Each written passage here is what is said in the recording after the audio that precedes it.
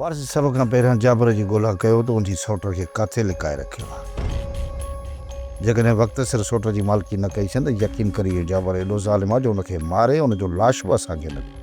इहो मां बि सम्झां थो त जाबिर हैदर खे क़दम न बशकींदो।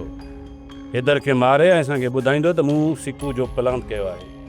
अबा मुंहुं मां हथ कढो त मां दा खेरे सां गॾिजी ऐं जाबिर खे ॻोल्हे वठां। अरे रे तव्हां वरी कॾहिं खां असांजा एतिरा सजण थी वियो जो असांजी मदद कंदव?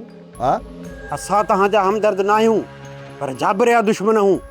उहो असांजी भेण जो कातिल आहे। जेका हुनजे मौत ते असांखे ख़ुशी मिलंदी न उहो तव्हांजे मौत ते। बंदि कर पंहिंजो बकवास, बंदि कर। मुंहिंजो मक़सदु असां जाबिर जे मौत ते ॾाढा ख़ुशि थींदासीं।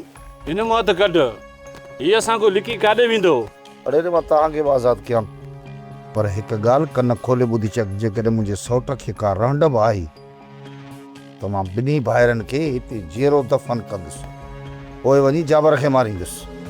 जेकॾहिं तव्हां ॿई भाइर ज़िंदा रहणु चाहियो था त कहिड़े बि तरीक़े सां ॻोल्हे सोले मूंखे जाबर जो ॾसु ॾियो। वारस जो न हिन जो हथु खोल ऐं हिन खे पंहिंजो नंबर ॾे त जीअं जाबर हिनखे नज़र अचे त असांखे इतला करे सघे।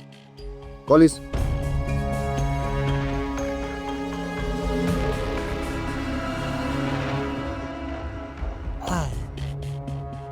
मोबाइल ने पंहिंजी मोबाइल जो नंबर ॾियां। हा ॼाए थो भाउ, हथ सुन थी विया न।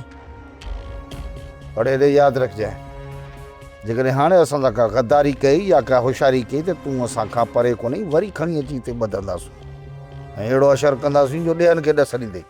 जीअं जाबर हथ अचई असां सां राब्तो कजांइ, सम्झी? हाज़िर हाज़िर हाज़िर। सब्सक्राइब कयो असांजो official YouTube channel SindhTVHD drama ऐं वधीक अपडेट लाइ बेल आइकन खे क्लिक करियो।